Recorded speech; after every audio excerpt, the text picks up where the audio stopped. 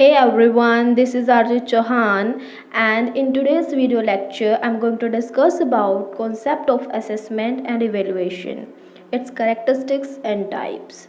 Guys, ये जो concept of assessment and evaluation है ये बहुत ही important topic है and बहुत सारे students को assessment, evaluation and measurement इन तीनों चीज़ों के बीच में इतना ज़्यादा confusion होता है कि वो इसके मीनिंग को समझ ही नहीं पाते हैं।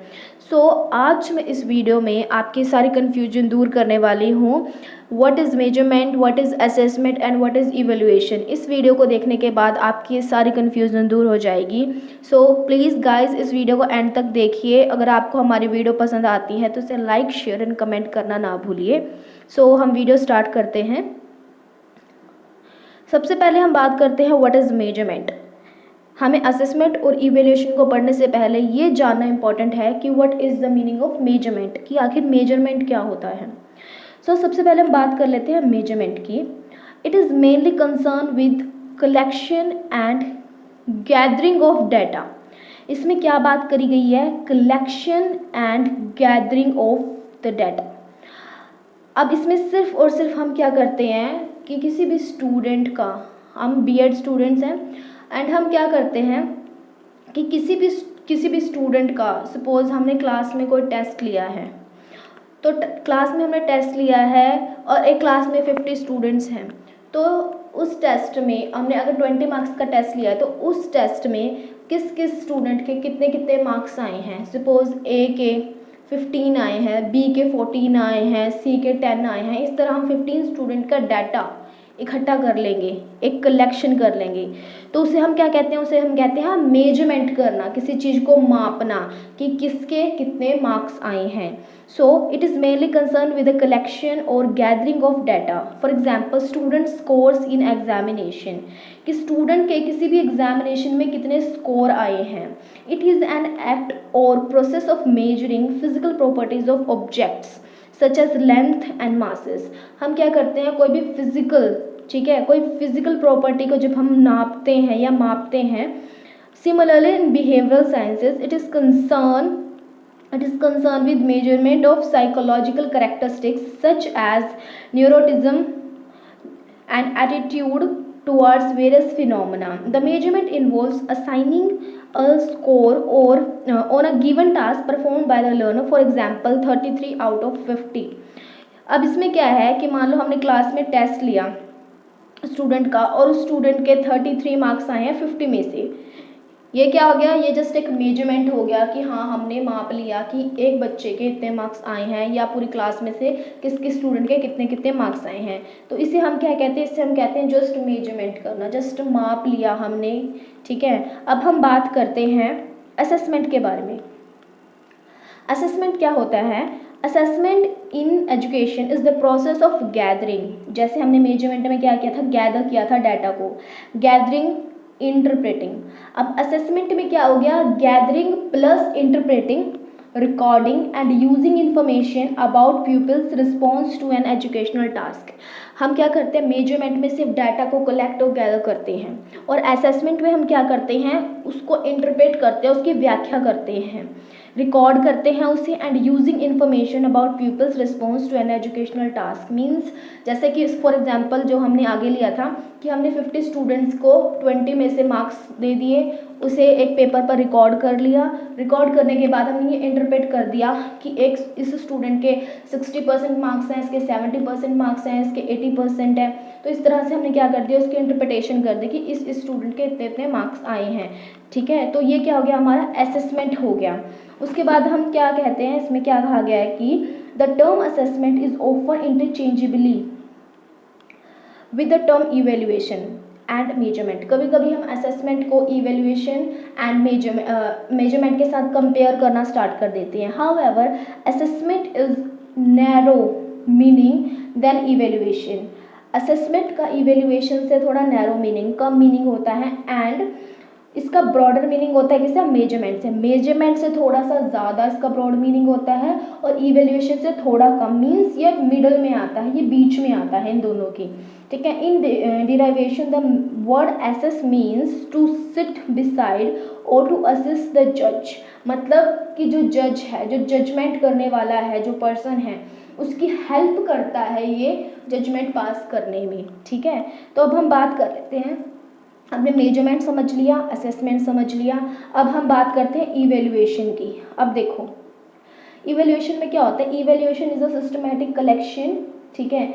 अब इसमें हम मेजरमेंट की तरह कलेक्शन करेंगे, उसके बाद इंटरप्रेट करेंगे, किसका, असेसमेंट में जो हम इंटरप्रेट करते थे, ठीक है। उसके बाद हम क्या करेंगे, evidence leading as a part of process and to a judgement and a value with a view to action. अब देखो आपने 3 बातें नोट की होंगी। सबसे पहला कलेक्शन करना, मेजरमेंट में कलेक्शन करते हैं, असेसमेंट में इंटरप्रिटेशन करते हैं, एंड इवैल्यूएशन में थर्ड चीज़ और ऐड हो जाती है, वो क्या होती है, जजमेंट, ठीक है। जजमेंट कर लिया, जैसे हम अपने एग्जाम्पल को कंटिन्यू करते हैं कि हमने सभी स्टूडेंट को हम स्टूडेंट्स के मार्क्स इकट्ठे कर लिए, देन उसको इंटरप्रेट कर दिया कि इस स्टूडेंट के इतने % मार्क्स आए हैं। जब हम उस लिस्ट में से ये फाइंड आउट करते हैं कि टॉप 3 स्टूडेंट्स कौन कौन से हैं, कि ए फर्स्ट है, डी सेकंड है, एंड XYZ जो भी है वो थर्ड पोजीशन पे आता है, तो ये क्या हुआ, हमने इसको इंटरप्रेट कर दिया, ठीक है। तो ये क्या हो गया, एक जजमेंट दे दी हमने, एक वैल्यू जजमेंट दे दी कि 50 स्टूडेंट्स में से टॉप 3 स्टूडेंट्स कौन कौन से आए हैं, ठीक है। तो वो क्या हो गया हमारा, वो हमारा इवैल्यूएशन हो गया, हमने सारी बातों को इंक्लूड किया और एंड में हमने क्या कर दिया, जजमेंट दे दिया। अब देखिए in this definition there are following 4 element. सबसे पहले सिस्टमैटिक कलेक्शन ऑफ एविडेंस, हमने एविडेंस को कलेक्ट कर लिया सिस्टमैटिक वे में, उसके बाद उसकी इंटरप्रिटेशन कर दी, उसके बाद हमने क्या किया, जजमेंट दे दी with a view to action, ठीक है। तो हम जब इन चारों बातों को इकट्ठा करते हैं तो हमारा क्या कहलाता है, इवैल्यूएशन कहलाता है। अब आप आगे देखिए, आपको बिल्कुल अच्छे से समझ में आ जाएगा। Thus we can find that evaluation involves assessment. Evaluation में assessment and measurement दोनों involve होते हैं. It is wider and more inclusive term than assessment and measurement. अब आप देखिए,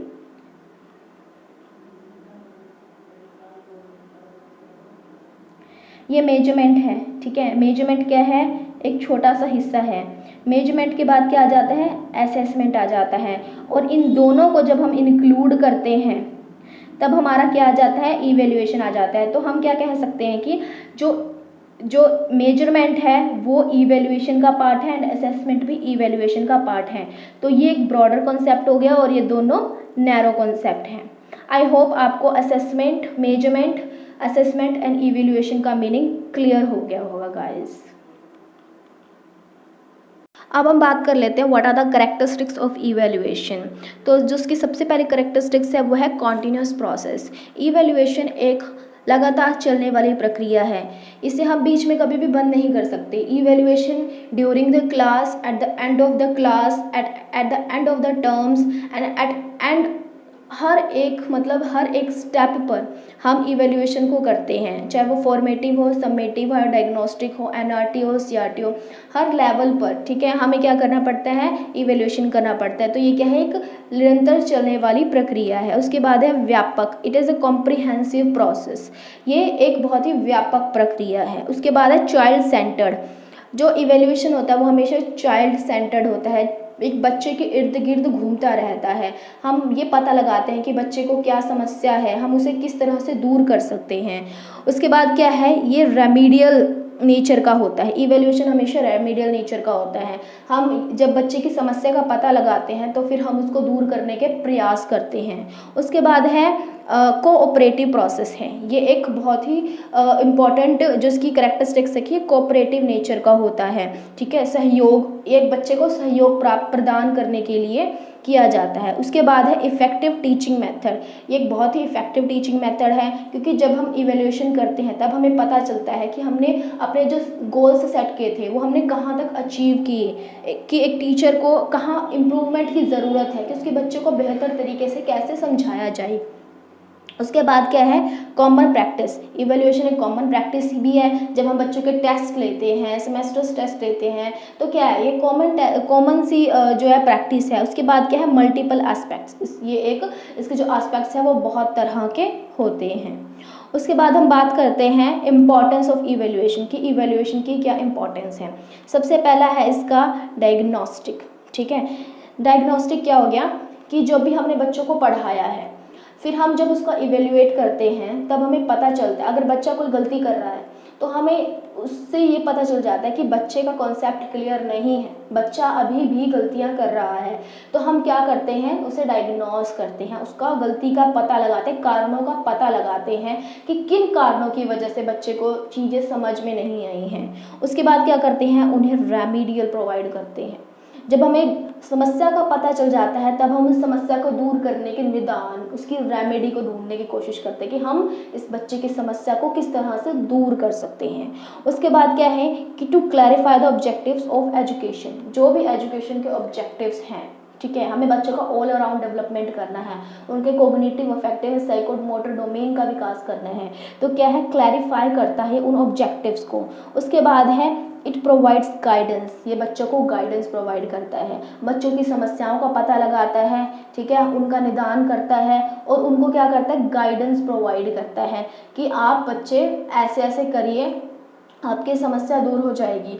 गाइडेंस का मतलब होता है कि उनको असिस्ट करना, कि वो अपनी समस्याओं को किस तरह से दूर कर सकते हैं, किस तरह से बेटर डिसीजंस ले सकते हैं। उसके बाद है टू हेल्पफुल इन क्लासिफिकेशन। ये क्लासिफिकेशन वर्गीकरण करने में भी हेल्पफुल होता है। ये हमें बताता है कि कौन सा स्टूडेंट बिलो एवरेज है, कौन सा एवरेज है, कौन सा अबव एवरेज है, किस स्टूडेंट्स को पर कितनी ज़्यादा मेहनत करनी चाहिए कि उसे ऊपर लाया जा सके। तो क्या ये हर चीज़ की क्लासिफिकेशन करने के लिए हेल्पफुल होता है। उसके बाद है helpful in improvement of teaching learning process. जो हमारी टीचिंग और लर्निंग प्रोसेस होती है उसको इम्प्रूव करने में भी बहुत ज़्यादा हेल्पफुल करता है, क्योंकि टीचर को इवैल्यूएशन से ये पता चल जाता है कि उसके बच्चे जो जिनको वो पढ़ा रहे हैं तो उनको कौन सी चीज़ समझ में नहीं आई है और किस चीज़ को और बेहतर तरीके से बच्चों के सामने प्रेजेंट करना चाहिए। तो इससे क्या टीचिंग और लर्निंग एनवायरनमेंट इफेक्टिव होता है। ठीक है, उसके बाद हम बात कर लेते हैं कि कितनी तरह का होता है इवैल्यूएशन। तो सबसे पहले है इवैल्यूएशन होता है 3 तरह से, formative evaluation, summative evaluation and diagnostic evaluation. अब हम 1 बाय 1 पढ़ेंगे कि फॉर्मेटिव इवैल्यूएशन क्या होता है। इस वीडियो में हम 2 डिस्कस करेंगे, formative and summative, and diagnostic हम नेक्स्ट वीडियो में कंटिन्यू करेंगे। अब हम बात कर लेते हैं फॉर्मेटिव, कि फॉर्मेटिव इवैल्यूएशन क्या होता है। गाइस देखो, फॉर्मेटिव इवैल्यूएशन क्या होता है, जो कि during the class, during the task किया जाता है। क्लास चल रही है, पढ़ाया जा रहा है, उसके बीच में जब हम कोई इवैल्यूएशन करते हैं तो उसे क्या कहते हैं, हम उसको कहते हैं फॉर्मेटिव इवैल्यूएशन। अब देखो क्या कहा गया है कि it is used to monitor the learning process of the students during the period of instruction. क्या है कि जब हम बच्चे को इंस्ट्रक्शन दे रहे हैं, क्लासरूम में पढ़ा रहे हैं, तो ड्यूरिंग द इंस्ट्रक्शन जब हम किसी चीज़ का इवैल्यूएशन करते हैं तो उसे हम कहते हैं फॉर्मेटिव इवैल्यूएशन। ठीक है, अब इसमें क्या गया, नेक्स्ट क्या गया, it provide a continuous feedback to both teachers and the students concerning learning successes and failure while instruction is in a process। इसमें क्या होता है कि ये कॉन्टिन्यूस फीडबैक देता है बच्चे को भी और स्टूडेंट को भी, कि जो भी हम पढ़ा रहे हैं, जो भी लर्निंग टीचिंग प्रोसेस के बीच में जो भी इंफॉर्मेशंस एक्सचेंज हो रही है, ठीक है, तो हम अगर किसी स्टूडेंट से, अगर हम क्लास में पढ़ा रहे हैं, किसी स्टूडेंट से हम खड़ा करके पूछ लेते हैं कि जो मैंने पढ़ाया उसे बताओ, और अगर वो बच्चा पढ़ा देता है, इट मीन्स कि हाँ उसे समझ में आ गया, हमारा पढ़ाने का तरीका बिल्कुल सही है। अगर बच्चा नहीं बता पाया, ठीक है, तो इसका मतलब क्या है कि बच्चे को समझ में नहीं आ रहा है, जरूर कोई ना कोई दिक्कत है, कोई ना कोई प्रॉब्लम है। तो क्या हो गया, इससे क्या होता है कि हमें पता चल जाता है कि हमारा जो हमने पढ़ाया है वो सक्सेसफुल हो रहा है या फेलियर हो रहा है। उसके बाद क्या है, फीडबैक टू स्टूडेंट्स प्रोवाइड री enforcement of successful learning and identifies the specific learning errors that need correction. ठीक है, इसमें उसके बाद क्या होता है कि हमें फीडबैक मिल जाती है। ठीक है, फीडबैक मिल जाते हैं कि जो भी हमारे लर्निंग प्रोसेस थी, ठीक है, वो ठीक हुई है या नहीं हुई है। Then identify the specific learning errors that need correction, हमें पता चल जाता है कि बच्चे में ये समस्या आई है और हमें इस समस्या को किस तरह से दूर करना है। उसके बाद है feedback to teachers. Feedback to teachers provide information for modifying instructions and for providing and for prescribing individual and group remedial work। फिर क्या टीचर्स को भी पता चल जाता है कि उनको किस तरह से अपने इंस्ट्रक्शंस को मॉडिफाई करना चाहिए ताकि बच्चे जो हैं वो बेहतर तरीके से सीख पाएँ। उसके बाद जाता है it aims to improvement of instruction. इसका जो मेन एम होता है वो क्या होता है, इंस्ट्रक्शंस को इम्प्रूव करना। ठीक है, तो जो ये ड्यूरिंग टास्क होता है इसका मतलब है कि बच्चे को कोई अगर समस्या आई है उसका पता लगा के उसका निदान करना। ठीक है, उसके बाद क्या है, इसकी करेक्टरिस्टिक्स क्या हैं, what are the characteristics of formative evaluation. सबसे पहला है it is an integral part of learning process. ये लर्निंग प्रोसेस का बहुत इंपॉर्टेंट और इंटीग्रल पार्ट है।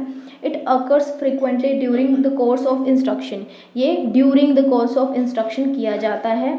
It results are made immediately known to the learner. इस चीज़ का जब हम क्लासरूम के बीच में ही अगर हम इवेल्युएशन कर लेते हैं तो हमें इमीडिएट फीडबैक मिल जाती है कि हाँ कि बच्चे को आया है समझ में या नहीं आया है समझ में।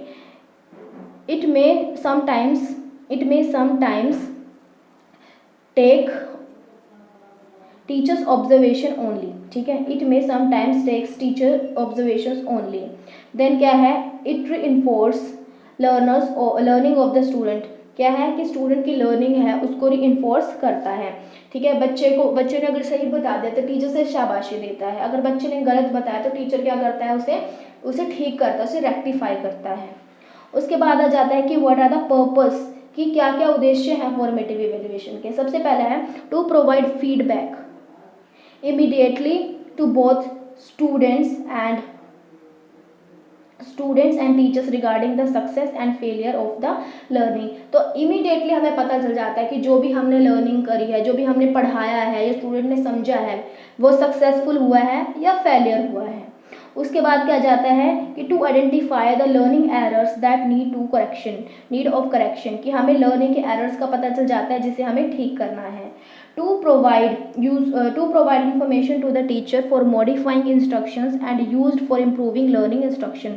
तो क्या है कि टू प्रोवाइड इन्फॉर्मेशन, टीचर्स को भी इंफॉर्मेशन मिल जाती है कि उन्हें अपने इंस्ट्रक्शंस को किस तरह से मॉडिफाई करना, किस तरह से चेंजेस करना है कि स्टूडेंट बेटर अंडरस्टैंड कर पाएँ। और अब हम बात कर लेते हैं कि क्या क्या एग्जाम्पल्स हैं कि हम किस किस चीज़ के द्वारा फॉर्मेटिव इवेल्युएशन कर सकते हैं। सबसे पहला मंथली टेस्ट। ठीक है, हर मंथ 12 मंथ्स होते हैं, 6 मंथ का सेमेस्टर होता है और हम क्या करते हैं हर मंथ स्टूडेंट्स के जितना भी हमने पढ़ाया उसका टेस्ट ले लेते हैं, जिससे हमें पता चल जाता है कि हाँ स्टूडेंट को समझ में आया है या नहीं आया है। उसके बाद क्लास टेस्ट ले लेते हैं। ठीक है, जो क्लास में हम बीच बीच में टेस्ट लेते रहते हैं उससे वो भी एक फॉर्मेटिव इवेल्यूशन का पार्ट है। पीरियोडिक हमने असेसमेंट कर ली या टीचर ने ऑब्जर्व कर लिया कि हाँ इस स्टूडेंट को समझ में आ रहा है नहीं आ रहा है, जैसे बीच में क्लास के बीच में कुछ पूछ लिया इस तरह से।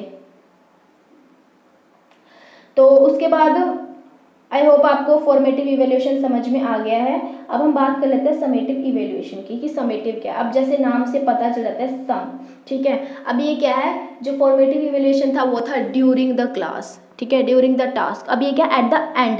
ठीक है, ये क्या है at the end of the task या at the end of the class, ये एंड में किया जाता है। ठीक है, अब ये क्या कहता है कि it is done at the end of the course of instructions to know to what extent the objectives previously fixed have been accomplished। मतलब जो भी हमने टास्क, जो भी हमने ऑब्जेक्टिव सेट किए थे वो पूरे हुए हैं या नहीं हुए हैं। एट द एंड जब हम ये जानने की कोशिश करते हैं तब हम उसको क्या कहते हैं, हम कहते हैं summative evaluation. Its main objective is to assign grade.